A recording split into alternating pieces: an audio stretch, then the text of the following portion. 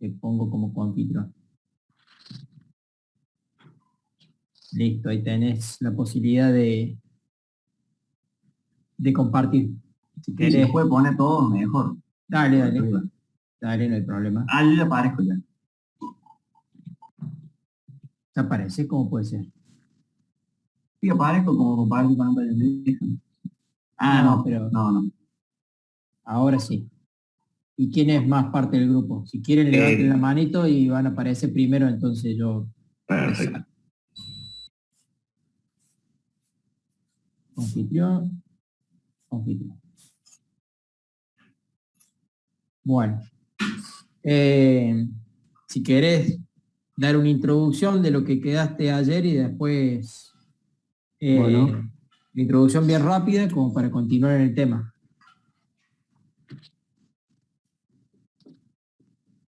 Estábamos hablando de la energización y reenergización. Correcto. Anoche hablé de las características de la línea, los parámetros de lo que iba a depender el valor de nuestra sobretensión, que viene a estar dado por la longitud de la línea, ya que a mayor longitud y con un circuito alimentador débil, o sea que la potencia de cortocircuito es menor que 10 veces la potencia natural de la línea, se incrementaba la sobretensión por unidad. La tensión atrapada... Sí, una consulta, bien pava. Todo entiende por qué dice energización y reenergización, ¿no? O sea, ¿por qué hace la diferencia entre uno y otro?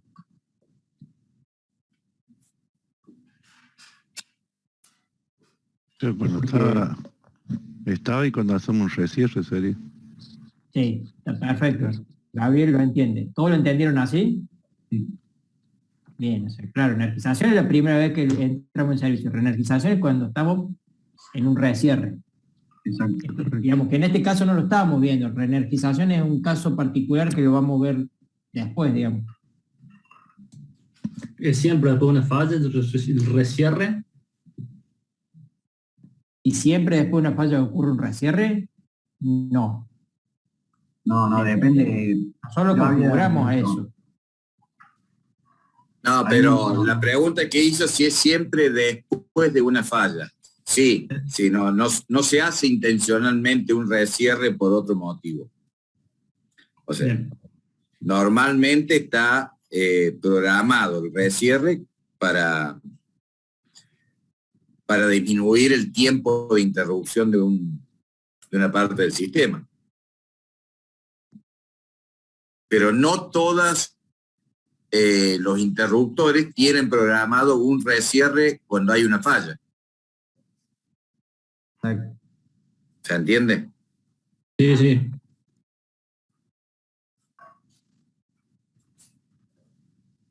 Bueno, la tensión atrapada, que a mayor tensión atrapada vamos a tener también mayor sobretensión. La impedancia característica de la línea, ya que cuando conectamos una línea a una red, esta va a generar una onda de tensión que su valor va a depender de esa impedancia característica. Y el parámetro que mayor influencia tiene es el de la velocidad de onda de secuencia cero, ya que esta al variar más fuertemente, un 25%, con respecto a la de secuencia positivo, tenemos una mayor variación. Como podemos ver acá en el gráfico, cuando aumentan las relaciones de los periodos positivo y cero, aumenta la sobretensión. También cuando aumentan las relaciones de las velocidades de onda y cuando aumentan las relaciones de las impedancias características. Sí, Miretti, pero no es, o sea, si vos decís cuando aumenta la relación de T1 sobre T0, es cuando disminuye la relación inversa. Claro, cuando disminuye la velocidad. Si no, vos estarías haciendo una proporcionalidad entre T1 y B1, si lo decís de esa manera. Por separado, digo, cuando aumentan las relaciones por separado. Sí, cuando disminuye la velocidad de secuencia cero, sí aumenta, cuando disminuye, aumenta disminuye la sobretensión, perdón. a menor valor de velocidad de onda de secuencia cero, tendremos menor sobretensión. Exacto. Bueno, luego, las características de la red de alimentación, que vamos a tener dos casos. El primero era uno cuando la impedancia de cortocircuito es solo una reactancia inductiva, o sea que la barra bajo estudio no tiene ninguna línea conectada y solamente va a depender de la impedancia, los valores de sobretensión van a depender de la potencia de cortocircuito de la red y de la potencia natural de la línea. Que a menor valor de esta potencia de cortocircuito se van a presentar mayores valores de sobretensión. Y el otro caso es cuando en la barra bajo estudio tenemos múltiples líneas conectadas a la barra. Que en este caso no solamente va a depender de un valor fijo de potencia de cortocircuito, sino que va a tener en cuenta el número de líneas que tiene conectada la barra, la longitud de esas líneas y el estado de carga de esas líneas. Por eso obtenemos un gráfico difícil de comprender, como mencionábamos anoche. Y la tercera característica es la de los transformadores, que al ser un análisis complejo, teóricamente lo de los transformadores, cuando se da en una energización de la línea, nos vamos a basar a base de datos experimentales para poder sacar algunas conclusiones. En el primer caso, tenemos que según la influencia del tipo de núcleo y de la conexión del arrollamiento, que esta se va a ver reflejada a través de la impedancia de secuencia cero del transformador, notamos que a menor valor de esta impedancia vamos a tener menor valor de sobretensión en por unidad. Como vemos acá, para diferentes tipos de relaciones de inductancias. Y el próximo caso es teniendo en cuenta si los datos de sobretensiones para el caso en el que el transformador del lado del sistema alimentador tenga o no un arrollamiento terciario. Y como vemos en el gráfico, con arrollamiento terciario tenemos mayores valores de sobretensión que si no lo tuviéramos. También podemos ver, comparando los dos gráficos, que cada gráfico va a tener un sistema de separación mecánica de diferentes tiempos de los interruptores. Este va a ser de medio ciclo y este va a ser de 0,15 ciclo. Y comparando ambos gráficos, vemos que un mayor tiempo de cierre de los polos del interruptor causa mayores sobretensiones. Y eso se debe a que en el tiempo en que uno de los polos aún está abierto, se va a generar un fenómeno de resonancia serie entre la inductancia del transformador y la capacidad de la línea, haciendo que aparezcan sobretensiones dinámicas en él. Los efectos de los reactores de compensación no tienen influencia en la magnitud de las sobretensiones en el momento de la energización, pero sí pueden reducir las sobretensiones dinámicas. Y los efectos de los capacitores en serie, las sobretensiones tampoco se ven afectadas por la presencia de los capacitores, pero en el caso de que además en la línea haya transformadores o reactores de compensación, puede aparecer algún tipo de resonancia, lo que va a tender a incrementar el nivel de sobretensión. La tensión atrapada es el parámetro de mayor importancia en la operación de reenergización. Vemos que existe una relación casi lineal entre el máximo valor de tensión en por unidad del factor de sobretensión y la tensión atrapada en por unidad. Y como la tabla nos muestra, podemos ver la relación que existe entre el número de fases con esta tensión residual y la amplitud de las sobretensiones.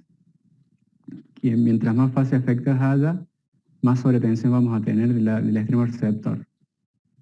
Este gráfico fue realizado a base de pruebas experimentales, 97 pruebas en este caso, donde nos da este margen de campo de la tensión máxima que se logró.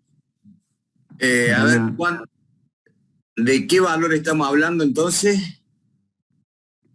¿La sobretensión en estos casos? Cuando las tres fases están afectadas, de 4,9 por unidad en el extremo receptor. Que son una de las sobretensiones de mayor coeficiente K. Sí. Y por último, el recierre sobre una falla, que la operación de recierre se da generalmente originada después de una falla a tierra de una sola fase. Entonces, cuando se reenergiza, se espera que la falla haya desaparecido. Pero si esto no ocurre, el transitorio de reenergización sobre las fases sanas va a tener un valor más elevado del normal, ya que la carga atrapada va a ser mayor. Y además, la sobretensión dinámica causada por el desplazamiento del neutro se va a mantener, ya que hay una fase menos.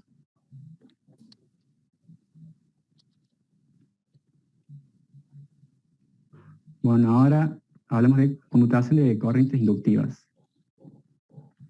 En el momento en el que se abre un interruptor en un circuito donde hay corrientes inductivas, debidas a transformadores o reactores de compensación, se van a generar sobretensiones que pueden ser peligrosas, ya sea para las aislaciones de las máquinas, y esta puede provocar la falla y rotura permanente del mismo.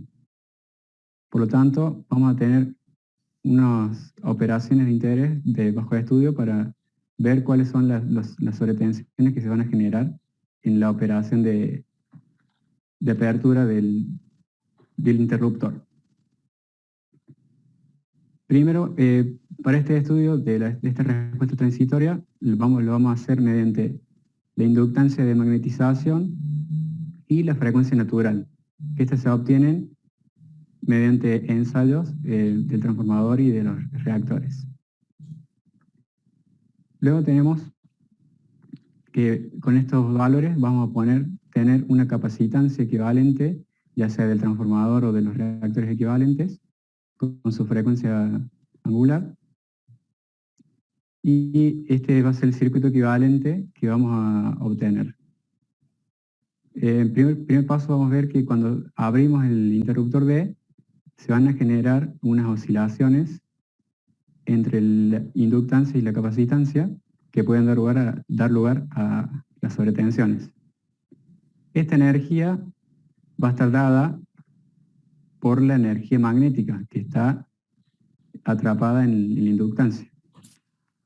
Esta energía solamente va a aparecer solo cuando en la apertura del interruptor atraviesa una corriente por la inductancia, distinta de cero, que va a ser esta corriente que se llama corriente de corte o corriente cortada, que tiene el valor de la corriente que circula durante la inductancia en la apertura de D, con un valor de ángulo alfa, que es el ángulo de corte, que va a estar limitado por un ángulo máximo de pi medio.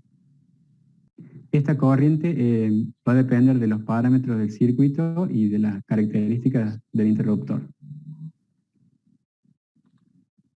Ahora vemos el primer caso, que es la desenergización de un transformador en base.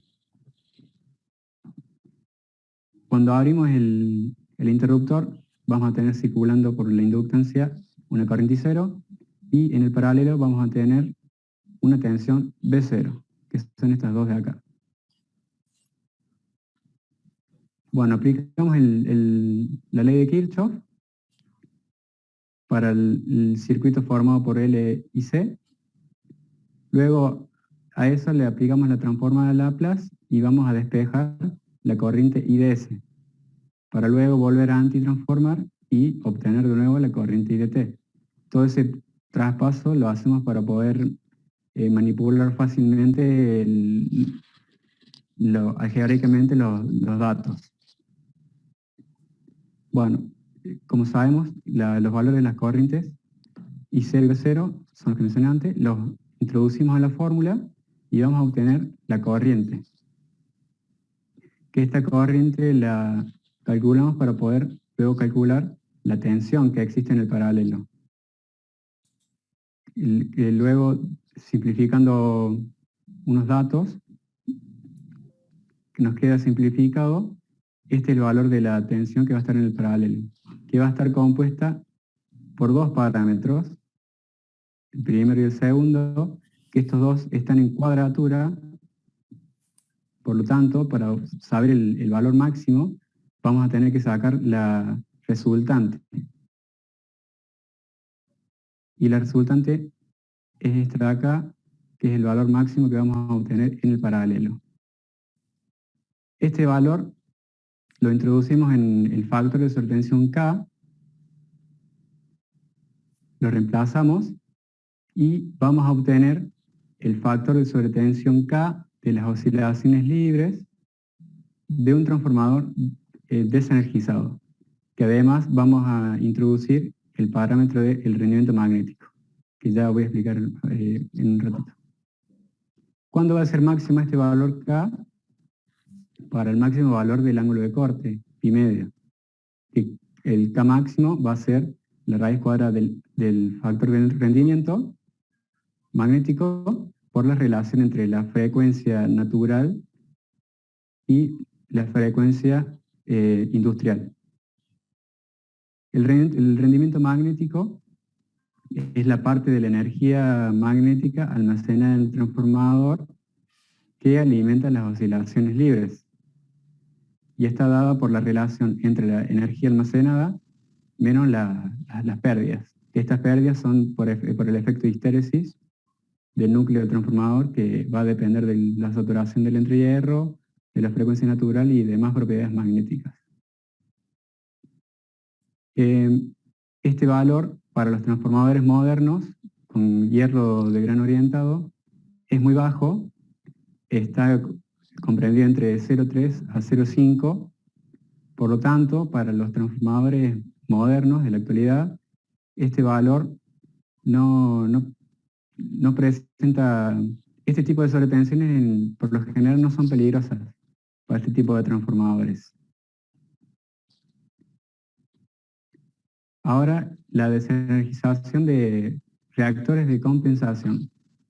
Tiene unas diferencias con el caso anterior, que son que, como mencioné antes, en el núcleo del transformador se da el efecto de histéresis, por lo tanto, solo una parte de la energía almacenada es liberada.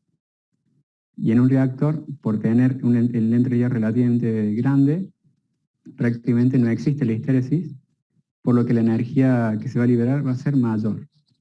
Por lo tanto, por eso vamos a considerar que el rendimiento magnético va a ser igual a 1. Además, como la corriente en los reactores es elevada, comparada con la corriente de excitación del transformador, vamos a tener que tomar un ángulo de corte muy pequeño, por lo que tomamos que el seno de alfa va a ser similar a alfa y el coseno de alfa va a ser similar a 1. Debido a estas corrientes elevadas, las sobretensiones en este caso van a ser mayores que en el caso anterior. Con estos nuevos valores las reemplazamos en la fórmula del factor de sobretensión K y vamos a obtener que la sobretensión, cuando se van a desenergizar los reactores de compensación, va a estar dada por la raíz cuadrada de 1 más la relación al cuadrado de la frecuencia natural del reactor de compensación sobre la frecuencia industrial por el cuadrado de la relación de la corriente máxima que puede ser cortada por el interruptor y la corriente nominal del reactor.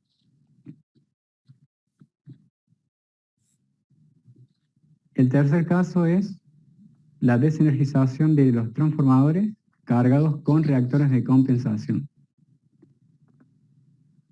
En este caso, luego de la extinción del arco, cuando se abre el interruptor, se van a generar oscilaciones libres dentro del circuito formado por el reactor y el secundario del transformador.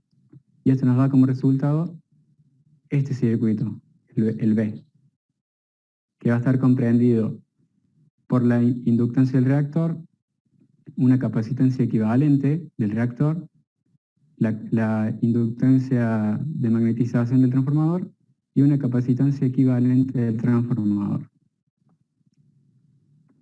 Como nosotros ya sabemos, esta es la frecuencia natural, esta va a ser la frecuencia natural del reactor y esta va a ser la frecuencia natural del transformador, que va a ser reemplazada con los valores propios del reactor y del transformador.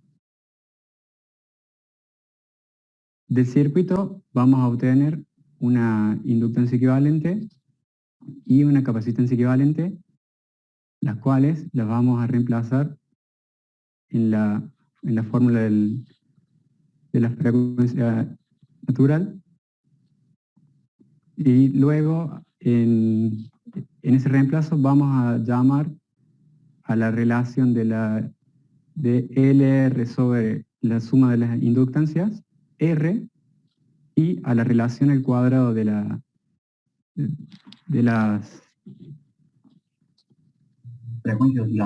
frecuencia del transformador, frecuencia natural del transformador sobre la frecuencia natural del reactor, S.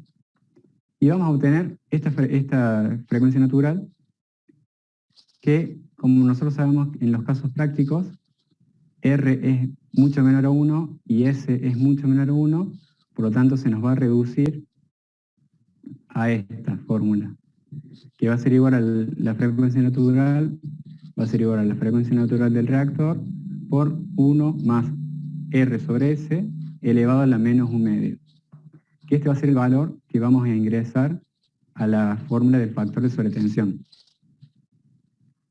que nos va a dar, también tenemos que tener en cuenta, el rendimiento magnético va a ser igual a 1.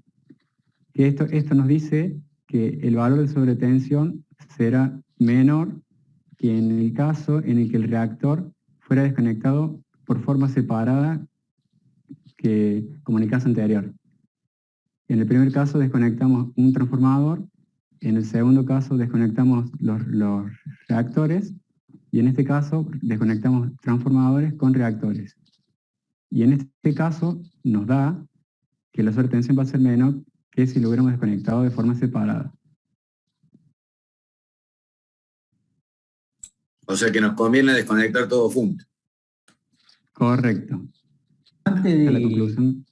de que continuemos, ¿tiene idea para qué se usa un reactor conectado a un transformador, o alguna vez lo vieron en alguna estación, o no creo, digamos, o lo vieron representado en algún lado? Yo nunca lo vi. Bueno, hagamos un ejercicio. Creo que estás compartiendo pantalla, ¿no? Sí. Agustín. ¿Dejo de compartir? Deja de compartir y si podés poner el Google, el buscador. ¿Cómo dejo de compartir? Deberías dejar de compartir y poner, digamos, compartir ya la pantalla directamente, el escritorio. Sí, un segundo. A ver, pauso. Volvé a apretar el botón verde donde dice Claro, pantalla y ahí Mira, yo te saco directamente. Te detengo Sí, la no compartición y ahora volvé a compartir, Ahí está, o el que quiera comparte de ustedes. Yo los voy a guiar para buscar algo que los lleve a ver esto, Quiero compartir que Alejo, sea porque si no queda- conocido para ustedes. Póngame para compartir, profe, y Ya compartir. te puse, che, a ver. No me deja ahora. Bueno, sí, no sé por qué, pero Ahora sí. no, estabas, ahora sí. Digo, porque si no queda en solo un título esto y no se le... Pones GeoSADI, GeoSADI, exacto, enter. Y ahí en SADI. Es una aplicación de Camesa. Creo que alguna vez se lo había Sí, mencionado. a principio de año la vimos. Bien. Acércate a Malvinas. Bien. Fíjate que ahí tenés un botón que dice consultar datos. Bien. Hace clic en Malvinas. Toca ahí y después hace clic en Malvinas. Ahí también. Bien. Ah, Ahí ya te lo había abre. hecho esto yo la otra vez. Bien. Entra ahí en el unifilar de la estación Malvinas. Míralo se me porque si no, borró no vamos a otra. entender nada. Sí, no, un poquito más. Uno más. Ahí está. Y ahora acércate al transformador. ¿Ven acá la línea recreo? La línea de 500 recreo, ahí tiene un reactor de línea. ¿Lo ven? Hace un poquito más arriba. Alma Ahí. fuerte, Tenía un recreo. reactor de línea de Acá. 85 megabar. ¿Sí? Bien. Y abajo tenés los transformadores, el T1MA, el T2MA, y en el Acá. terciario en triángulo, ves que tiene un reactor de 25. Bueno, a eso se estará refiriendo, a esos transformadores con esos reactores. ¿Para qué sirve? Para compensar el reactivo del sistema de 500. Sí, yo me imaginaba que era para eso, pero nunca lo había visto. Bien. Sí, para que sepan que lo tenemos acá nomás, en una estación de 500, acá a la salida de Córdoba. ¿Y ese banco es lo máximo que entrega o puede entregar más? ¿Cómo está configurado eso? No, es un módulo de 25 megabar. No está, Bien. digamos, ¿Está modulado. conectado o no está conectado? Exacto. Suelen haber, depende de la potencia del tercer arrollamiento, porque no suelen ser de la potencia nominal del arrollamiento primario y secundario, suelen tener dos bancos de 25. En Almafuerte, por ejemplo, creo que hay dos. En este transformador no habría. No, en ese creo que está usado para los servicios auxiliares. T1XMA me parece que son para los servicios auxiliares. Y acá también Inclusive ese trafo está como si fuera más vinculado con la línea de Almafuerte, en cual la línea de Almafuerte no tiene reactor de línea, y sí la de recreo. Claro, acá ¿Ven? es diferente. Bien. Bueno, era para que no quedara solo en un título y que sepan a qué nos estábamos refiriendo. Bien. Claro, lo importante es diferenciar que no se está refiriendo al reactor que está ahí en el extremo de la línea. No. Sino que es un reactor. Porque el otro reactor, el que está en el extremo de la línea, también es de compensación de línea. Sí. Pero acá están utilizando un terciario para también compensar a través de... El de la línea sería el que expliqué anoche yo cuando hablamos de la tensión atrapada, cuando teníamos la Exacto. Claro, cuando hablábamos que era mejor tener un compensador al final de la línea a la hora de desenergizar porque descargaba la tensión atrapada, hablaba de ese. Claro. Si bien no es la mejor opción, porque ese reactor compensa la capacidad de la línea, por lo tanto están, digamos, sintonizados si uno quisiera hablar, digamos. Mejor es la capacidad. ¿Ustedes qué creen? ¿Que ese reactor está en servicio siempre? ¿O cuándo estaría en servicio? En los horarios de valle. En los horarios de valle. Vos decís que estaría en servicio en los horarios de valle. Sí, no sé, desconozco, pero supongo. No, un poquito en base a lo que hemos estado hablando todo este tiempo durante el año, es decir, un poco relacionándolo con cosas que ya hemos visto, de comportamientos de línea. Vos mismo has hablado, en cierto, del efecto Ferranti, pero siempre lo terminamos llevando a la operación del sistema, y que es cuando analizamos los comportamientos de las líneas largas. ¿Qué les parece a ustedes? Para mí, en los horarios de baño.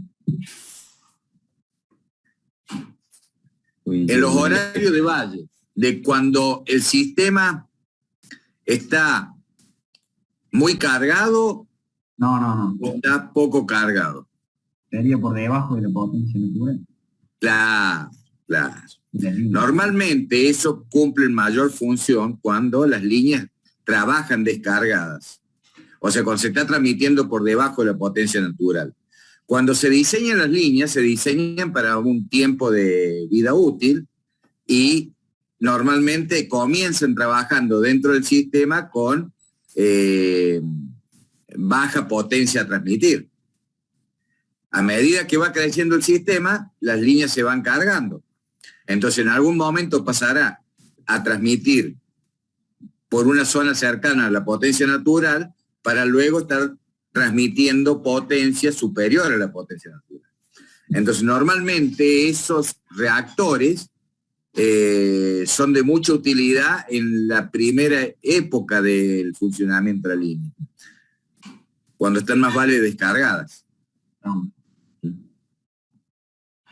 O sea, ustedes también cuando hicieron el trabajo de flujo de potencia, seguramente veían que al principio, cuando el sistema estaba descargado, tenían a lo mejor sobretensión y tenían que bajar el reactivo, de alguna forma absorber ese reactivo. Claro. Y regulaban a través de los generadores, y si no, después ya cuando empezaban a tener problemas de falta de reactivo, empezaban a meter capacitores. Exacto. Pero todo está relacionado con eso. Bien. Bueno, continúen si quieren con Bueno, la presentación.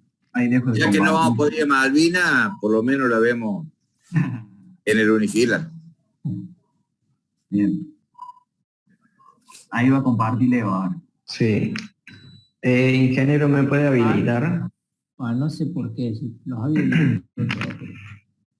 Va, ahí está. Ahí. ¿Ahí se ve? Sí se ve. Sí, se ve. Se escucha bien también. Dale. Bueno, vamos a continuar con lo que es una variación brusca de la carga cuando se produce una interrupción de una falla. Como sabemos, ante estas dos situaciones provocan un cambio en la configuración de la red que da origen a sobretensiones. Para analizar estas dos situaciones vamos a suponer una línea de longitud L que une dos redes, una R1, una red de alimentación, y una red de carga, con dos interruptores D1 y D2. Podemos analizar 4 tipos de operaciones que son consideradas básicas, en las cuales en todas se va a seguir una operación que es primero una desconexión brusca de la carga y luego una desenergización de la línea. Se da el caso donde no hay fallas, no aparecen fallas y ejecutamos la operación. Puede haber una falla en la red de carga que esté próximo al interruptor de 2 y efectuemos la apertura de los dos. Puede ocurrir una falla en la cercanía del interruptor de 2 y por último puede ocurrir una falla en la línea que esté cercana al interruptor de 1. Para el primer caso, cuando se desconecta, digamos, bruscamente la carga del extremo receptor, va a producir una aumentará la tensión por encima de la nominal, donde en el extremo emisor, digamos, en el extremo de la alimentación. En el extremo del receptor, donde la carga ha sido desconectada, Este efecto se va a sumar a lo que es el efecto Ferranti, que es característico, como sabemos, de la línea en vacío.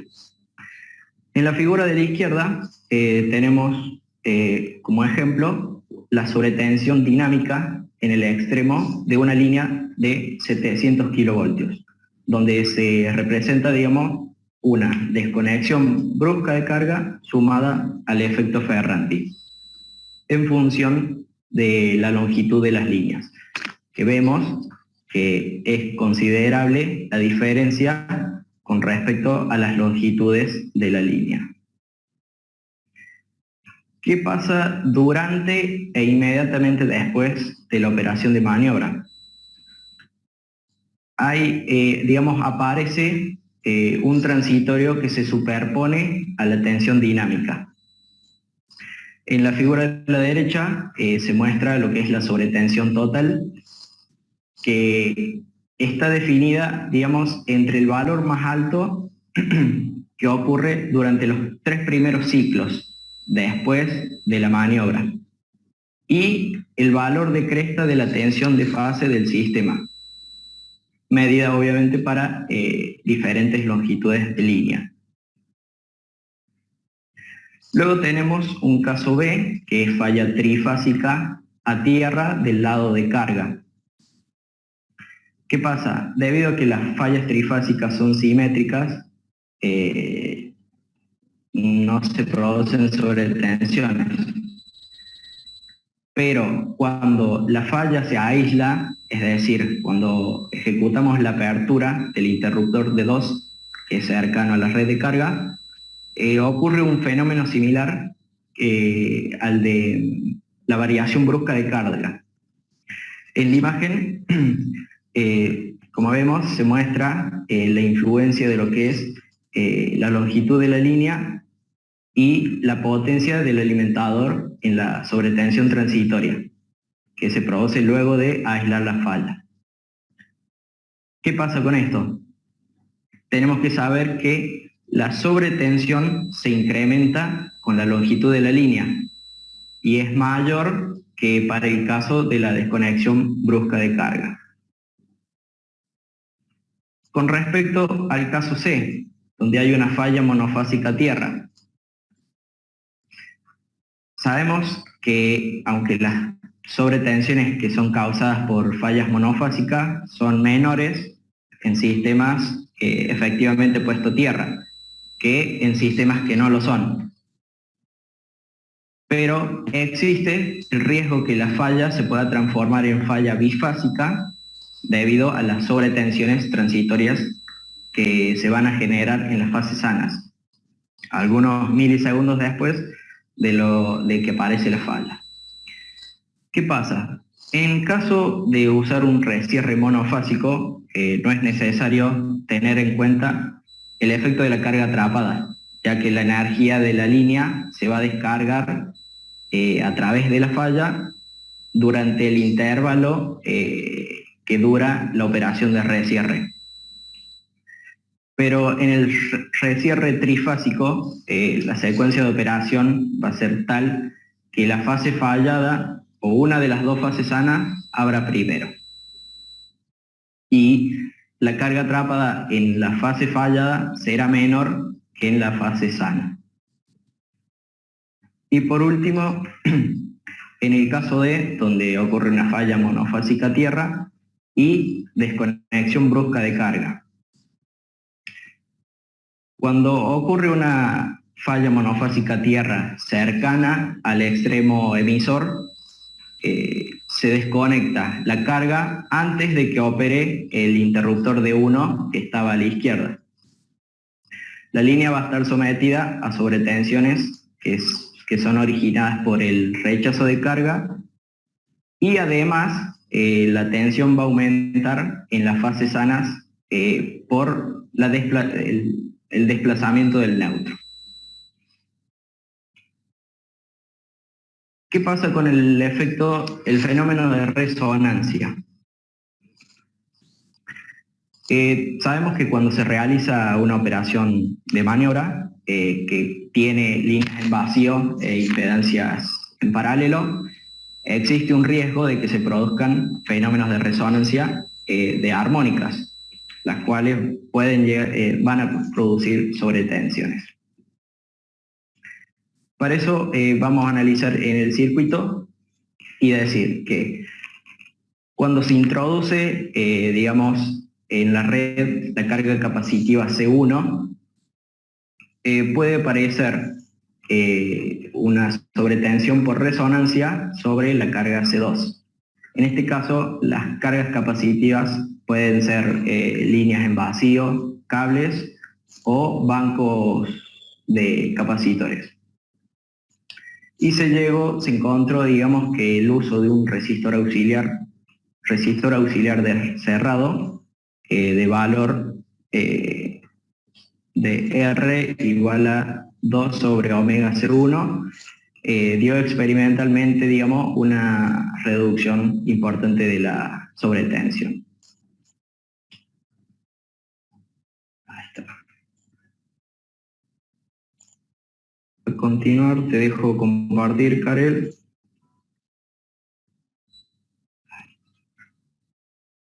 Vamos a ver si puede. Bien. ¿Se ve? ¿Sí? Sí. Se ve y se escucha bien, Karen.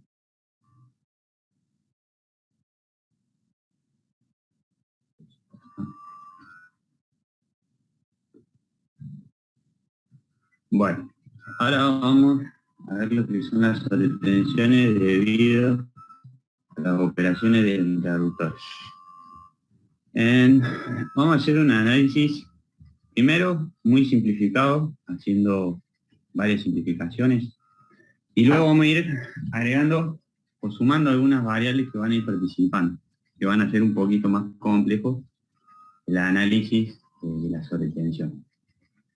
En el primer caso, consideremos el circuito que tenemos aquí en la figura, en donde en el punto A ocurre una falla.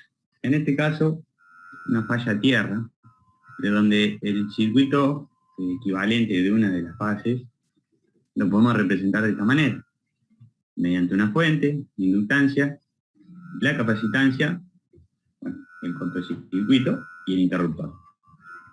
En este caso no vamos a considerar ninguna resistencia, también vamos a considerar despreciable la corriente de descarga del condensador, y una de las consideraciones más importantes es que la corriente del cortocircuito que se va a interrumpir solamente va a estar compuesta por la componente alterna, o mejor dicho, la corriente de frecuencia fundamental. Ya vamos a ver más adelante, en realidad puede darse de que al presentarse el cortocircuito sabemos que se produció un transitorio. Ese transitorio va a jugar un papel en la sobretensión. En este caso, estamos suponiendo que ese transitorio ya se amortiguó, o que no está. Hecha esa simplificación, suponemos que ocurre la falla, por lo tanto, la capacitancia se cortocircuita. Y el circuito se reduce, y tenemos aquí en la siguiente figura, a la fuente y la inductancia.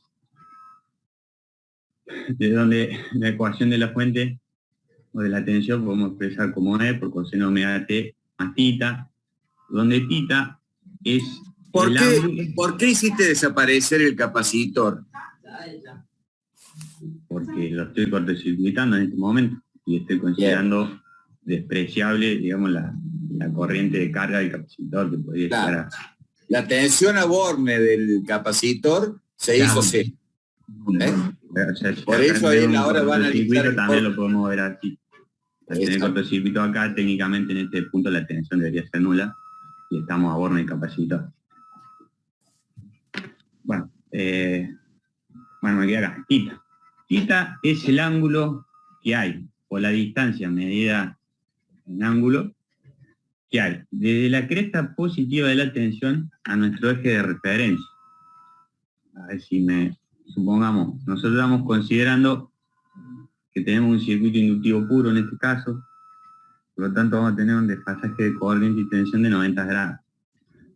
Como nosotros, el análisis lo vamos a considerar que el interruptor o el cortocircuito se produce cuando la corriente pasa por cero. Si la corriente pasa por cero, quiere decir que la tensión al ser un circuito inductivo puro está en un valor máximo. O sea que nuestro eje de referencia coincide con el valor máximo, con el valor de cresta de la tensión. Θ vale 0. Bien, a partir de todas esas simplificaciones, podemos plantear la siguiente ecuación, donde la caída de tensión en la bobina va a ser igual a la tensión de la fuente. Calculamos o aplicamos la transformada de Laplace. Nos queda la siguiente expresión, donde consideramos el I sub 0 más, que recuerdan eran las condiciones iniciales que podían presentarse, en este caso consideramos 0, y obtenemos la siguiente expresión. Luego, despejamos la corriente, multiplicamos el mismo por omega, hacemos una operación matemática, y aplicamos la antitransformada. De esta manera, obtenemos la corriente que circula por el interruptor durante la falla. O sea, antes de que se produzca la apertura del interruptor. Ahora bien podemos simular la simulación, la apertura del interruptor, colocando una fuente de corriente que me inyecte la misma corriente en módulo, pero en sentido opuesto que la que circularía por el interruptor en ese momento. O sea, menos, en este caso estamos trabajando todavía en el dominio de S. O sea que sería menos I sub S, que es lo que planteamos. Luego, la tensión, que bueno, ahora vamos a empezar, se va a mencionar varias veces, que es la tensión que aparece entre los contactos del interruptor, que se denomina tensión o voltaje de recuperación, va a ser igual a la corriente de dicha fuente multiplicada por la impedancia del circuito vista desde la fuente, o sea, de los terminales del interruptor. Es decir, el equivalente del paralelo que tenemos aquí. Resolvemos matemáticamente, planteamos la ecuación, calculamos el paralelo, acomodamos, tenemos la corriente, reemplazamos en esta ecuación y obtenemos la tensión de recuperación en función de S todavía. A esa función le aplicamos la antitransformada y obtenemos la tensión de recuperación ya en el dominio del tiempo. Bien, bueno, acá se multiplica I por J, entonces aparece la reactancia inductiva y capacitiva, de donde este término que aparece aquí, E sub S, E sobre 1 menos XL sobre XC, no es ni más ni menos que el valor de cresta de la tensión de frecuencia fundamental que aparece en los contactos del interruptor. ¿De dónde sale esto? Y bueno, nosotros queremos averiguar cuál es la tensión que hay a bordo del capacitor. La podríamos calcular como la corriente por la reactancia capacitiva, de donde la corriente va a ser igual al valor de la fuente, la tensión de la fuente, dividida la impedancia equivalente serie de este circuito, porque estamos suponiendo que el interruptor está abierto. Entonces tenemos E sobre X más XL, que es la corriente, multiplicamos por XC, acomodamos y nos queda la expresión de que la tensión a bordo del capacitor no es ni más ni menos que lo que tenemos aquí. Por lo tanto, haciendo esa simplificación, podemos expresar la tensión de recuperación de la siguiente manera, como menos B sub X por coseno omega T menos coseno de 1 sobre raíz de LC por T. Acá podemos observar que la tensión de recuperación va a estar formada por dos componentes. Una componente de frecuencia forzada, o el término de régimen permanente, usado por la fuente, que va a ser menos B sub S coseno omega T, y una componente de oscilación libre, que va a ser B sub S coseno de 1 sobre raíz de LC por T, de frecuencia natural. Bien, todo esto, que hasta ahora hemos visto de forma matemática, lo vemos acá representado en, digamos, qué es lo que pasa con las tensiones. Nosotros suponemos que el circuito estaba funcionando en régimen, hasta que la corriente ocurre una falla, en el momento que la corriente habíamos dicho era 0, ya en este punto. En el momento que la corriente es 0, se va a producir, vamos a tener la tensión de componente forzada, que en este caso va a copiar a la de la fuente, más la componente de oscilación libre. Como consecuencia, o sea, aparece esa frecuencia natural porque al hecho de que aparece una falla, se abre el interruptor, el circuito que en un principio era inductivo puro, ahora pasa a ser un circuito LC. O sea que vamos a tener un juego energético entre L y C, que me van a provocar o van a derivar en esta oscilación libre. La suma de esas dos frecuencias, la forzada más la componente de oscilación libre, habíamos dicho que era la tensión de recuperación, que es lo que podemos ver acá. Ya vamos a hacer ahora en el siguiente análisis, siguiente caso, que dependiendo, en este caso estamos suponiendo un θ 0, que es la condición más desfavorable. ¿Por qué? Porque, como dijimos en un principio, estábamos considerando que la corriente, en el momento de falla, no estábamos considerando el transitorio. Así que la componente continua, si recuerdan, del transitorio teníamos una componente alterna y una continua, que eso me provocaban una deformación o una variación de la onda. En este caso, como la componente continua es 0, yo simplemente estoy considerando la alterna. Esas condiciones... Karel, discúlpame. Vos estás diciendo que este sería el caso más desfavorable, por eso hacemos el análisis. En cuanto a la tensión de recuperación, que puede llegar a aparecer una sobretensión, que puede llegar a valer el doble de la tensión de la fuente, como vemos acá. Eso quería que mencionaras. No sabía si lo iba a mencionar más adelante o no, porque... O sea que el máximo valor que puede llegar a tomar es el doble de la tensión de la fuente. Claro. Ya vamos a ver, bueno, en los casos que vienen ahora, vamos a analizar que las demás condiciones que se pueden presentar son menos favorables en cuanto a sobretensión. Bueno, vamos al siguiente caso. En este caso, como bueno, en el caso anterior, supusimos que no había transitorio, o sea, que en el momento que ocurría la falla, en el momento que actuaba el interruptor, el transitorio que se presenta como consecuencia de un cortocircuito, lo consideramos amortiguado, ¿sí? Que no estaba. En la realidad es que hay interruptores de acción rápida que actúan antes que dicho transitorio se amortigue. Por lo tanto, tenemos que considerar el efecto de ese transitorio, el efecto que va a tener sobre la sobretensión. Bueno, en este caso partimos de un análisis similar, el mismo circuito, una fuente, una inductancia, una capacitancia, el interruptor y bueno, el cortocircuito que acá lo simula con un interruptor. Nuevamente consideramos despreciable resistencia y la corriente de descarga del condensador.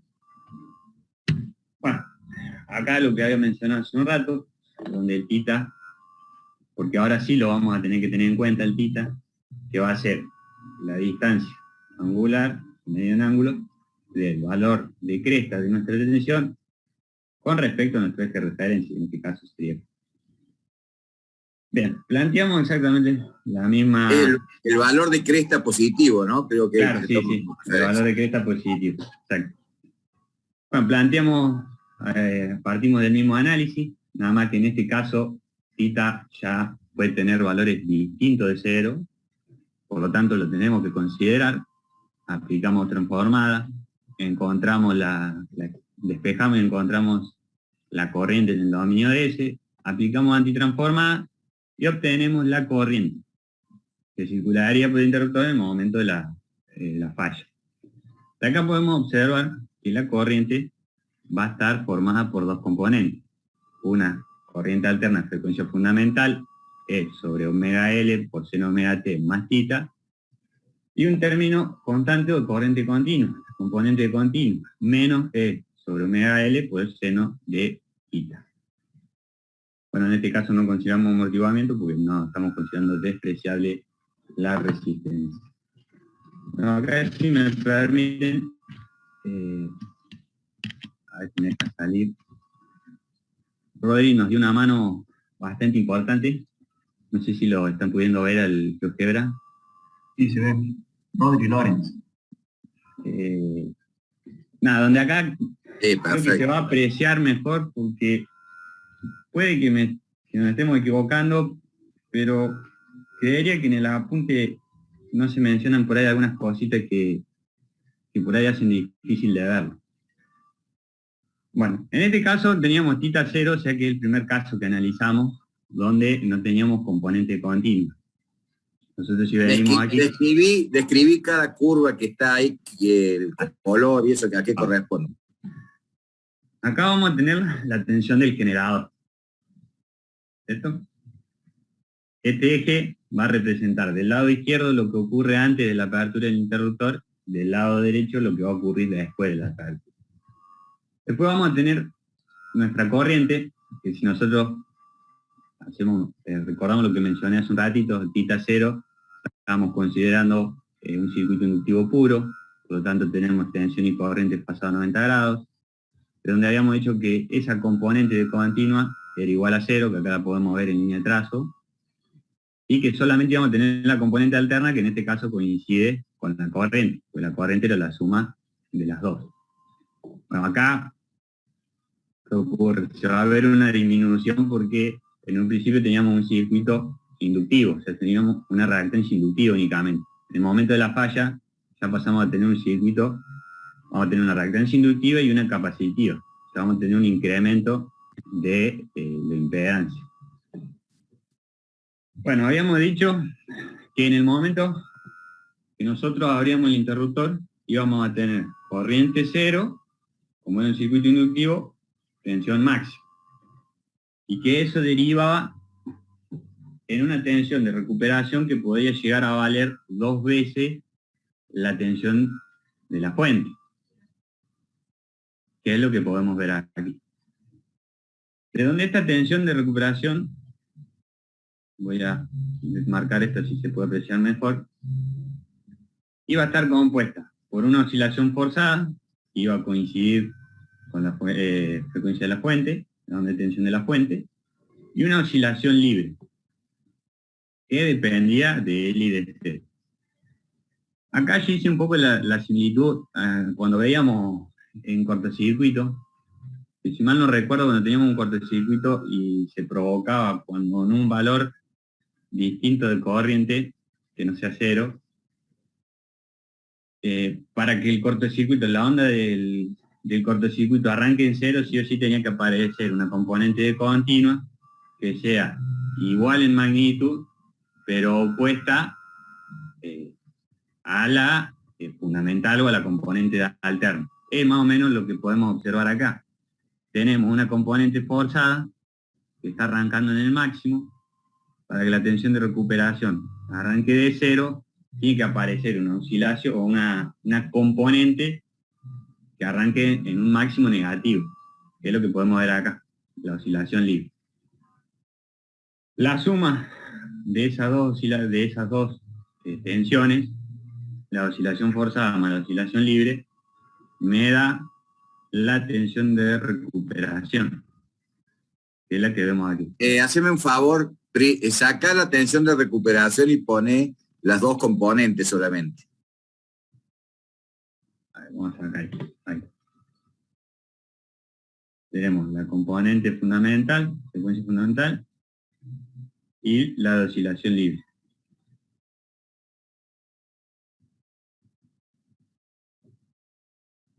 Está muteado, profe. Está muteado. Perdón, decía que quería que vean las dos componentes más limpias ahí de esa manera.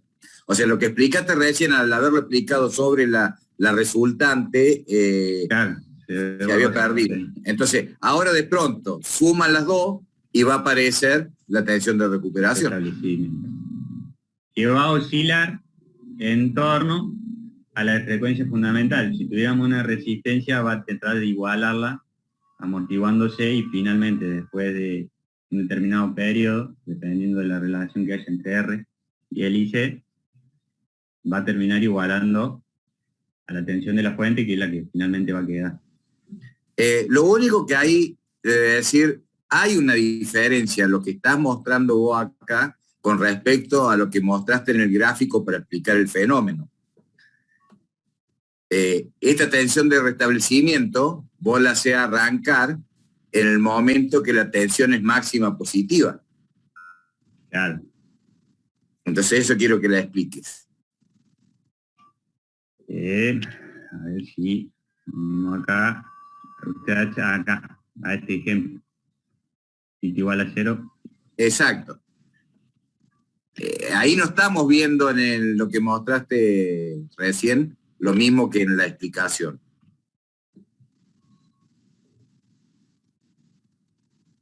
¿Vos lo ves, Carl, por qué se haría? Ahí no estoy viendo, que acá arranca. Tiene valor negativo. Poné la corriente. Claro. Poné la corriente. Estoy viniendo de un máximo positivo, cayendo a 0. Acá, vean, ahora sí tiene coincide. Estoy viniendo de un máximo, cayendo a 0, y ahora sí coincide. Claro. O sea, cuando la corriente pasa por 0, que era lo que habíamos perdido recién, porque al haberla sacado, no veíamos eso. Claro. Cuando la corriente pasa por 0, comienza la aparición de la tensión de restablecimiento. Claro. Bueno, hasta acá era el caso por ahí más sencillo de analizar, que daba como resultado la situación más desfavorable en cuanto a sobretensión. Pero en el caso del, ahora vamos a complicar un poquito más, de considerar el transitorio, es decir, se produce la falla, eso trae asociado un transitorio, y el interruptor actúa cuando todavía está establecido ese transitorio, es decir, todavía no se amortiguó. Si recordamos... Discúlpame, hay algo no entiendo, a ver si me avivas. El tema de la corriente, ¿por qué cambia la frecuencia de la corriente con respecto a la fuente? Hay una energía entretenida. Porque aparece, justamente ya yo acá estoy considerando que abrí el interruptor. Entonces me aparece, digamos, el juego energético entre L y C. Me aparece la componente de alterna. A ver si yo grafico así. O no la consulta. Está silencio, ingeniero. Está silencio otra vez. Perdón, digo, andate al gráfico donde explicaste el fenómeno. Porque esto es algo que no lo veíamos recién en el... Ahí, ¿ves?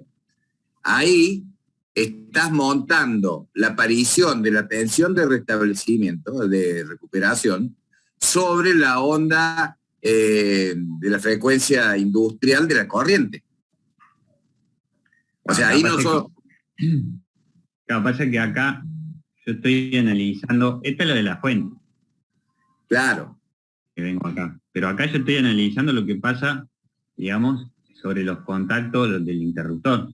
Exactamente. Ya la corriente de la fuente ya se abrió. Ya está. Exactamente. Entonces, pero esa corriente que vos estás analizando ahí, de una frecuencia mayor, no la estamos viendo en el otro gráfico. Claro, pasa que acá, bueno, estas son por ahí las cosas que nos han hecho doler un poco la cabeza en el apunte. Acá lo que está suponiendo no es que está graficando la corriente, la continuidad de la corriente. Acá dijo, No, llegó la corriente, llegó a 0. No. Es la tensión Claro. Exacto. tensión de recuperación supone, sobre la tensión de no es que está sobre la onda de corriente, sino que supone, dice, bueno, la corriente llegó a 0, en ese momento se abrió el interruptor y aparecen esas tensiones. No estamos viendo. Y ahora vamos a analizar, y en este caso, yo creo que en esta parte hay un error. Puede que esté equivocado. Puede ser, no puede ser, sí. Puede pasar. Ahora vamos a los casos más desfavorables. Supongamos un tita de 90. A ver, bueno, la tensión del generador tiene el mismo comportamiento. Y acá es donde empieza, por ahí parte de lo más importante. El considerado en tita de 90, vemos cómo varió la corriente. Porque ahora va a estar formada por la componente de alterna de frecuencia fundamental y una componente de continuo. Y la corriente resultante va a ser la suma de esas dos. Me va a dar esta que vemos desplazada aquí abajo. ¿Y eso qué va a hacer? En un principio, como considerábamos θ0 y el circuito era inductivo puro, siempre vamos a tener un desfasaje de 90 grados entre tensión y corriente. Teníamos tensión máxima, corriente cero, que era cuando comenzábamos el análisis. Ahora, si observamos, vamos a obtener que en el punto en el que se produce la apertura del interruptor, vamos a tener tensión cero, corriente cero. Partiendo de eso, nosotros vamos a tener, bueno, nuevamente la tensión de recuperación, componente forzada que coincide con la de la fuente, y una oscilación libre. Es un valor muy pequeño. Pero ¿qué ocurre? Al tener corriente cero en este mismo momento, la frecuencia, la componente de frecuencia natural arranca en cero también. O sea, vamos a tener el valor de frecuencia hoy, vimos que la fundamental arrancaba en un máximo y la natural en el máximo opuesto, para que la tensión de recuperación arranque de cero. En este caso, tenemos que la tensión pasa por cero, por lo tanto, no queda más que la tensión de frecuencia natural también sea cero. La suma de esas dos va a dar lugar a la tensión de recuperación. Vamos a marcar esto si se puede apreciar un poquito mejor. Que vemos que tiene como una pequeña oscilación, que es algo que en el apunte no lo consideran. En el apunte directamente considera como que copiaría a la fundamental. Podemos observar acá. Bueno, en este caso sería el de menos 90. En el caso que estamos viendo nosotros, sería este.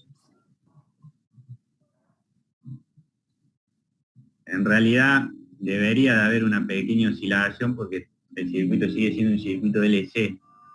Digamos, la única opción para que la componente de oscilación libre, que dependía de los valores del IC, es que uno de esos parámetros sea cero. Por lo tanto, debe existir una oscilación libre. Bueno, hecho ese análisis... Ahí para aclarar que si hubiera una resistencia entraría en régimen directamente, porque no tendríamos la oscilación. Exactamente. Sería rápidamente amortiguada. Claro. Que ahí es donde yo difiero con el tema del apunte, porque el apunte directamente marca como que la tensión de recuperación, coincide directamente con la fundamental, como si entrara directamente en régimen. Pero el análisis viene de un circuito LC, no tenemos resistencias para amortiguarlo, y por más pequeña que sea la componente alterna, va a existir. No sé si hay algo que no estemos considerando. Para mí es que no tendría que considerarse que desde el momento cero, porque si va a considerar que tiene resistencia, va a depender del phi del circuito. Por lo tanto, no tiene que ser cuando está la corriente pasando por cero. Va a depender en cuánto sea el phi del circuito. Es lo mismo que nos pasaba cuando en el cortocircuito teníamos un valor de resistencia y la corriente entonces, para que arranque con cero la simétrica, tenía que tener un valor de tau tal que dependía de cuánto era el phi que quedaba definitivo. Porque nosotros la aparición de la continua en el cortocircuito tenía dos funciones. Uno, para que la corriente arranque por cero. Y otro, acomodar la fase para que en el periodo permanente quedara la tensión con respecto a la corriente desfasada por el ángulo phi. Entonces, para mí ahí lo que está faltando, o sea, ahí es como que la corriente está en el máximo pasando por cero, y estaría faltando el análisis de la resistencia. Este análisis está hecho sin resistencia, Claro, estamos ilegal. considerando test especial de la resistencia. Por eso es que indudablemente debería de haber una oscilación. Bueno, pero esa oscilación, ¿a qué se debe? A un juego entre la energético, inductancia y la el- capacitancia que queda del lado de la línea, desconectada. Y si al momento de desconexión la tensión pasó por cero, ¿qué carga queda en esos dos elementos, digamos, sobre la línea? Claro, no tendríamos carga atrapada. Claro, eso es lo que a mí me lleva a pensar que no tenés un juego, Sí, no sí. queda carga atrapada. Igual, ingeniero, lo estuvimos viendo en el Simulink para corroborar lo que... Sí, también y daba lo mismo. Da lo Es mismo. O sea, de Eso algún no- lado sale. De algún lado sale. Claro, lo otro que me llamó la atención es que, estos gráficos no sé de dónde salieron, pero, por ejemplo, en la bibliografía, en el Viqueira, hace los mismos gráficos, pero no hace la aclaración de la tensión de recuperación. Es decir, esto no lo señala esta parte. Claro. Bueno, me llama la atención, pero De cualquier forma, nos quedemos con el caso más desfavorable. Claro, Que- y tallero. Acá Sí. vamos a ver, bueno, como recién vimos en la simulación, la tensión de recuperación era muy pequeña, apenas Claro. superaba la fundamental. Bueno, que es lo que podemos ver un poco acá. Y encima, cuando después aparece la resistencia, la vemos que se amortigua rápidamente, pero lo que nos interesa es el pico máximo. Bueno, como una pequeña conclusión también podemos decir que cuanto más componente de continua tengamos en la corriente de falla, menor será la magnitud de la tensión de recuperación de frecuencia natural. Y bueno, y por ende, como la recuperación es la suma de las fuerzas más naturales y la natural es más pequeña, da como resultado que la tensión de recuperación es más pequeña. Bueno, acá analiza también, plantea un caso intermedio con un θ de menos 30. Vamos a ver que la componente continua vale la mitad. La tensión va a estar en un valor comprendido entre su mínimo y su máximo y va a dar lugar a una tensión de recuperación intermedia. Es más o menos lo que plantea. Está muy bueno lo que han hecho, muchachos. Para preguntarle el curso si quedó alguna duda antes de continuar con otra cosa, por ahí que no se quedó claro, que no hayan entendido.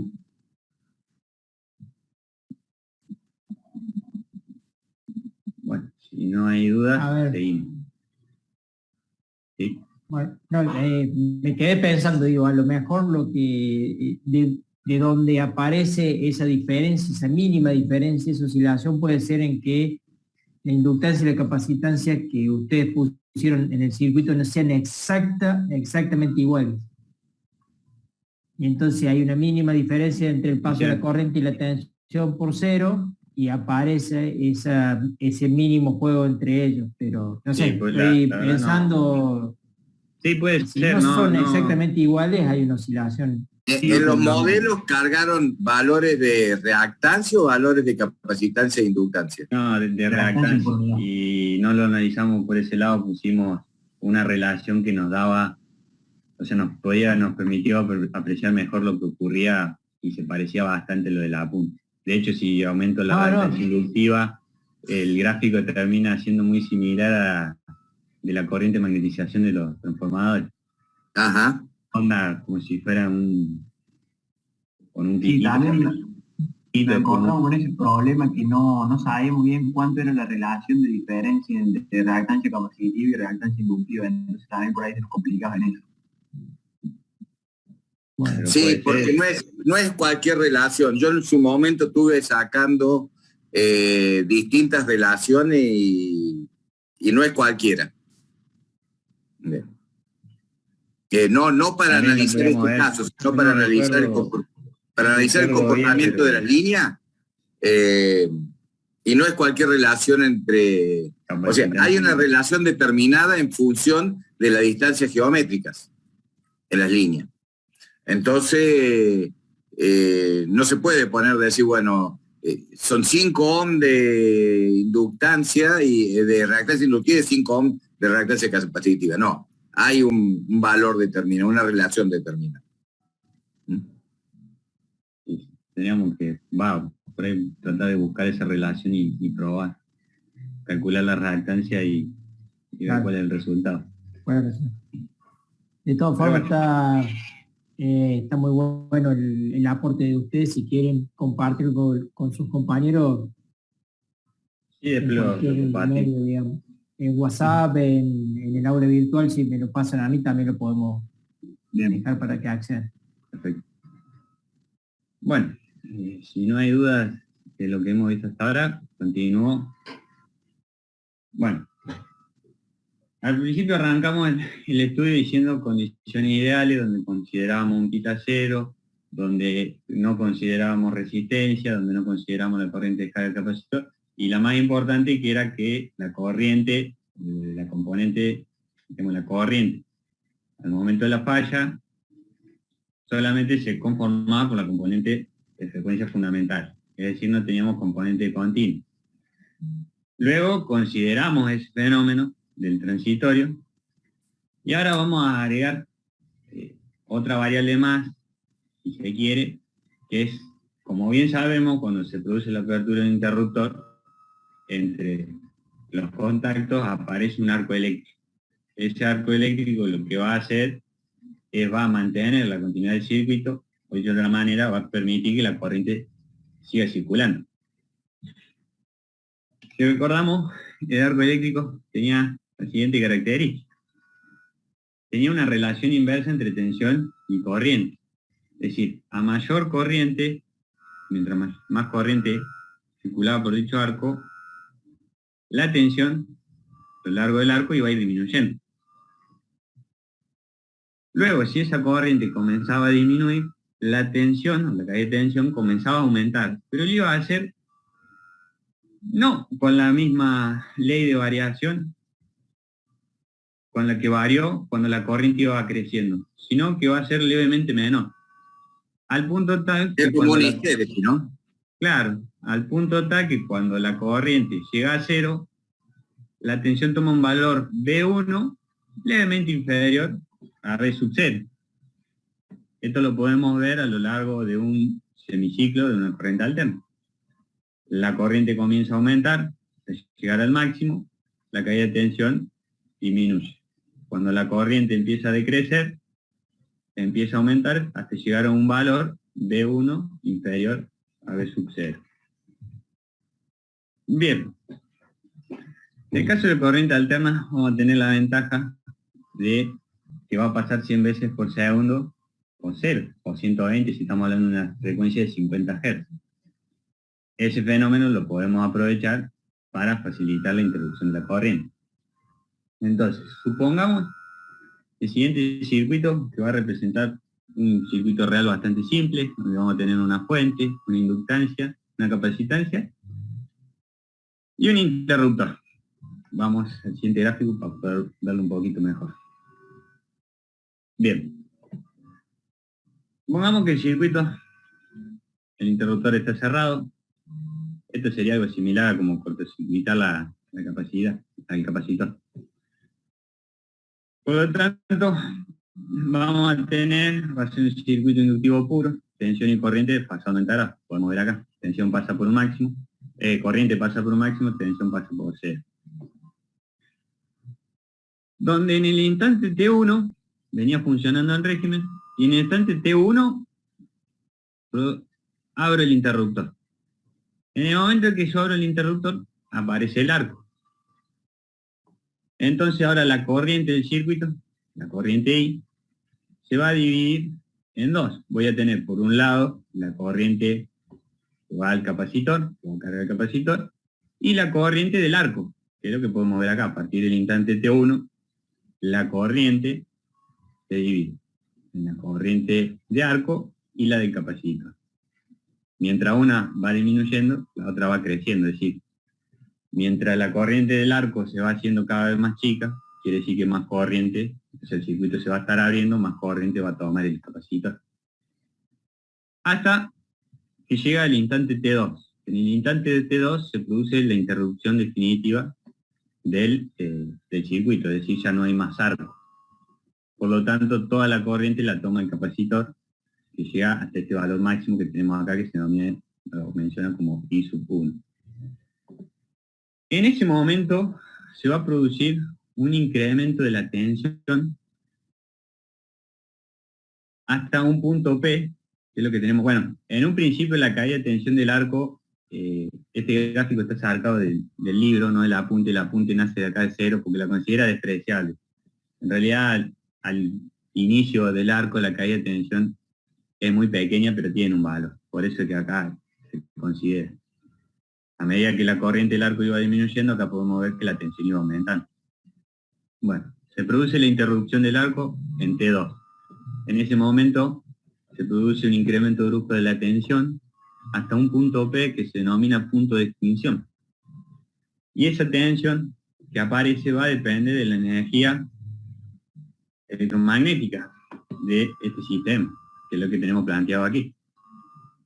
Con la conservación de la energía, tenemos que un medio de L por I al cuadrado igual a un medio de C por B sub B. De donde despejamos B sub B y obtenemos la siguiente expresión. Entonces en ese momento, como ya mencionamos, se produce la apertura definitiva del circuito, o sea la interrupción definitiva del circuito, aparece la tensión de restablecimiento, que es lo que podemos ver acá, que va a tener una componente fundamental o de frecuencia forzada, coincide con la frecuencia de la fuente, que vemos aquí, y una tensión de frecuencia natural o oscilación libre que va a tender a igualar la tensión de la frecuencia fundamental que vemos aquí. En este caso estaría como amortiguando, va a ir decreciendo el valor, pero bueno, en este caso, si vemos el circuito de un LC puro, esta oscilación sería permanente. Bien, de acá podemos sacar, o podemos determinar dos características, podemos decir, mejor dicho, que los interruptores van a tener que cumplir dos funciones, tener dos características fundamentales. Una de ellas va a ser que sea capaz de restablecer la rigidez dieléctrica del medio en el cual estén sumergidos los contactos del interruptor. Porque, ¿qué ocurre? Si no se restablece rápido esa rigidez dieléctrica, sería, acá tenemos la característica de la rigidez dieléctrica, sería como que esta curva pase por debajo del valor de tensión de recuperación. Si se da esa situación, se puede provocar un reencendido del arco.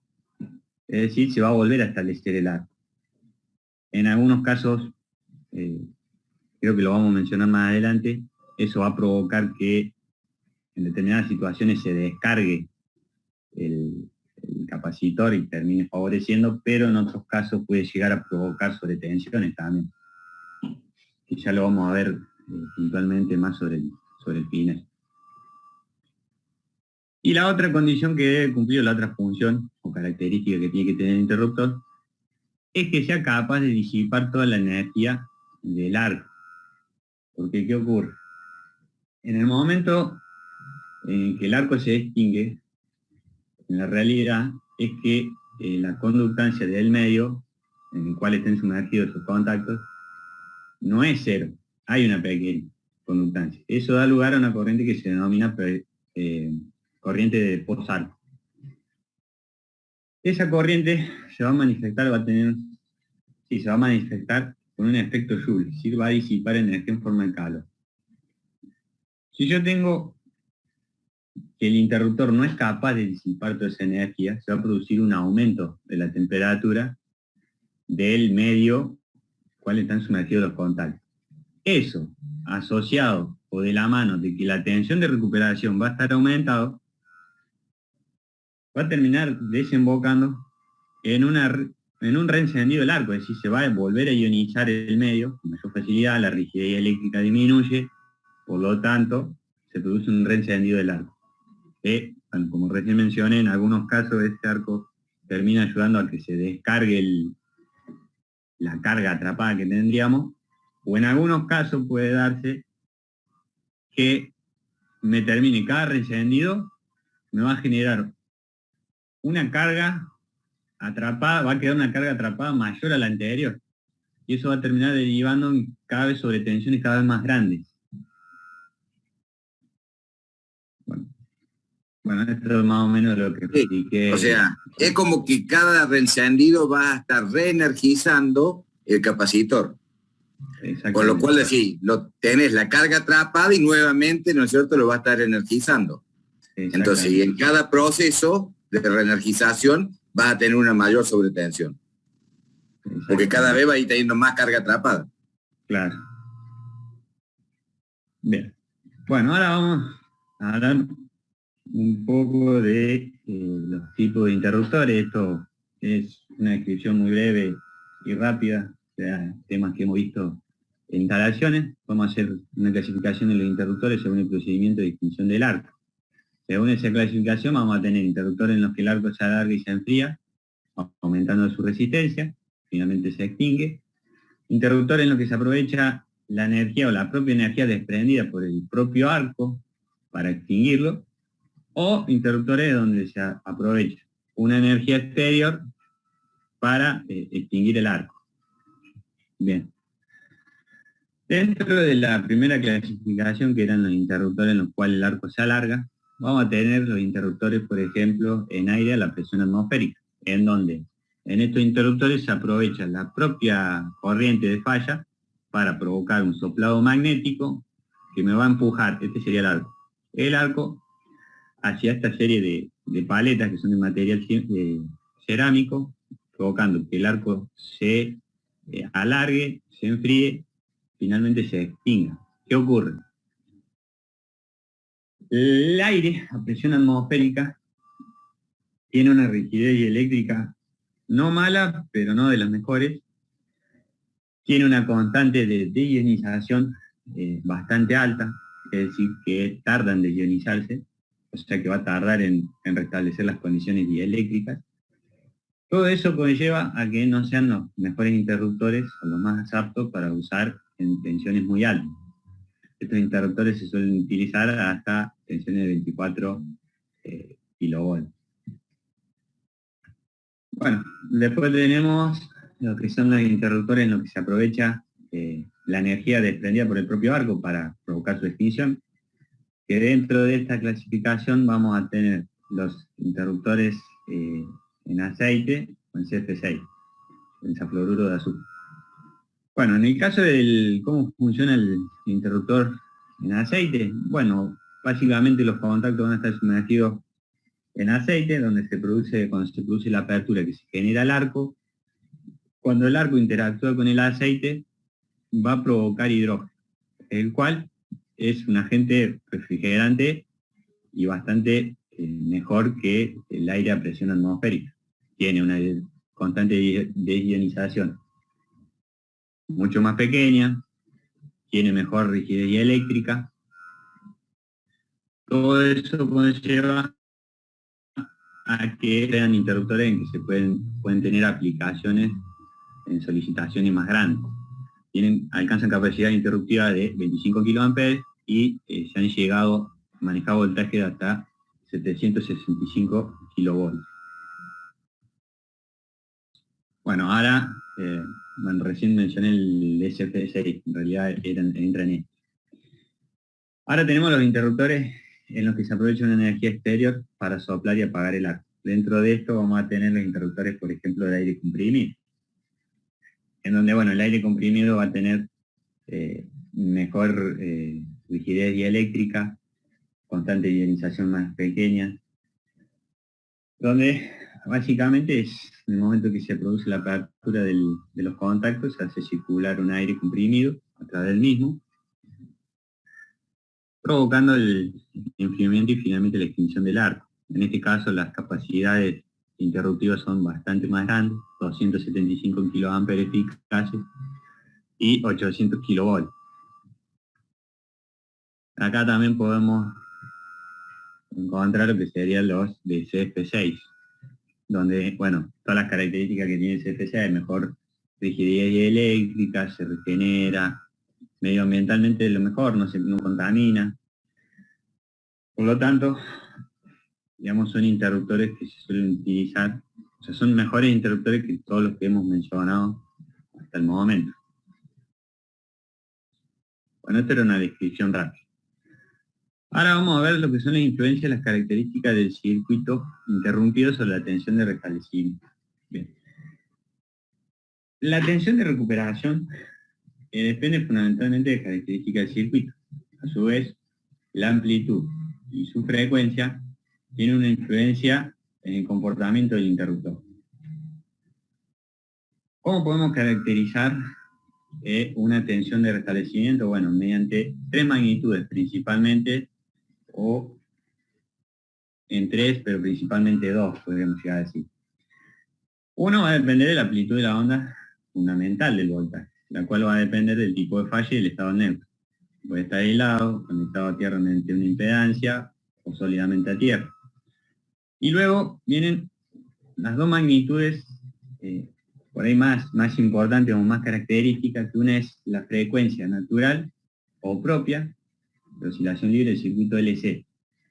En este caso sería, este parámetro se va a utilizar también, o es muy importante para la selección de los interruptores, que sería la pendiente de la onda de tensión, de recuperación, es decir, la tangente, es lo que vemos acá, la derivada de B con respecto a T, la cual va a depender del factor de amplitud, que ahora vamos a ver qué es, de la tensión y de la frecuencia natural. Bueno, esta tensión, o esta variación, o esta pendiente, la podemos obtener de esta manera, mediante esta expresión, o de una forma más simple, dividiendo el valor máximo de la tensión de recuperación por el intervalo de tiempo que se da, o que tiene lugar. El factor S, que es el factor de amplitud, teóricamente puede llegar a valer 2 veces, lo que en la práctica no ha llegado a superar, tengo entendido, 1,5 veces. Y bueno, es el valor eficaz de la onda fundamental de tensión. Y el otro parámetro característico es la amplitud de oscilación natural, o, como bien vengo mencionando, el factor de amplitud, el cual va a ser la relación entre el cociente, el valor de cresta de la tensión de restablecimiento, que en este caso plantea como B sub R, sobre el valor de cresta de la onda fundamental, que acá lo, digamos, está expresado de otra manera, sería S igual a B sub R sobre E por raíz de 2. Ese sería el factor de amplitud, que también se vino mencionando en puntos anteriores. Bueno, ahora pasamos a lo que es el cortocircuito kilométrico, la falla kilométrica. El lugar en el que se produzca la falla va a tener una influencia en la tensión o en la sobretensión. Podríamos tener un cortocircuito que se dé en una zona cercana, generado que es el punto A, donde acá íbamos a tener la máxima corriente de cortocircuito, si recordamos, y en el punto B en un punto alejado, de donde los circuitos equivalentes los podemos representar de esta manera. Para el cortocircuito cercano, que es, digamos, el circuito que venimos trabajando o analizando, y para el cortocircuito alejado. ¿Qué ocurre? Cuando se produce la falla y el interruptor abre, vamos a tener una oscilación del lado del generador y otra oscilación del lado de la línea. Que si vemos en la gráfica de aquí abajo acá arriba, bueno, está representado de otra manera, pero básicamente lo mismo, donde vamos a tener la azul sería la oscilación del generador. En el momento que se abre el interruptor, tenemos esta oscilación, y esta que se vería como línea de trazo sería la oscilación que se da al lado de la línea. Entonces la tensión que aparece entre los contactos del interruptor va a ser la diferencia que haya entre ambas oscilaciones, que podemos ver acá que toma un valor bastante grande. Bueno, acá lo tenemos en línea, que sería el valor de la tensión que aparece entre los contactos del interruptor. ¿Por qué dice cortocircuito kilométrico o la falla kilométrica? Bueno, tengo entendido que es digamos una falla, en realidad se la llama así porque hay un punto que suele estar alrededor del orden de 1 kilómetro de distancia donde se van a presentar las condiciones más desfavorables. A su vez, esto va por cuenta mía, en algunos lugares es que este tipo de fallas se daba en líneas cortas, no en líneas largas. También por eso el nombre. Bueno, acá arriba lo tenemos representado de otra manera, donde tenemos la tensión del generador, la tensión de la línea. Del lado del generador va a quedar la tensión del generador, del lado de la línea, una vez que se amortigüe el transitorio no debería quedar. Vamos a tener una oscilación del lado de la línea y una oscilación del lado del generador. La diferencia es la tensión que va a aparecer entre los contactos del interruptor. Ahora tenemos también otro... No sé si esto es lo último que tenés que ver porque ya estamos en hora. Digo, no, queda todavía cortocircuito evolutivo, desconexión de línea de transformadores, selección de interruptores y las conclusiones. Sí, yo creo que para no pisarnos con la otra materia, no sé qué le parece, Inge. Sí, o sea, respetemos el horario de la otra materia. Aparte es interesante ver estos temas, el cortocircuito evolutivo, porque es un concepto que se considera realmente en los sistemas de potencia. Ustedes dieron una pequeña explicación del tema de los interruptores, simplemente para el resto de la clase y para ustedes mismos, ¿no es cierto? No es tema o un contenido propio de la materia, porque creo que lo ven con más profundidad en otras materias. No sé si en transmisión. Instalaciones. Claro. Así que no es un tema, está puesto ahí en el apunte, pero a modo informativo nada más, no requiere profundidad en lo que respecta a la materia. Y sí el concepto que yo tampoco lo tengo claro, de decir de la falla kilométrica. Tendría que buscar un poco más de información a ver si hay, pero no. Sí, yo no sé si el apunte de Benvenu en transmisión no habla del concepto de la falla kilométrica. A nivel de porque en el apunte, bueno, el apunte está, creo que esa parte está sacada del Viqueira. Sí, está en Viqueira el Andrés. Pero dice que se llama falla kilométrica porque es que en el orden de 1 kilómetro se da las condiciones más desfavorables. Pero después encontré otro trabajito parecido a la tesis que usted pasó, donde también la denominaba decía falla kilométrica o falla de líneas cortas, algo así.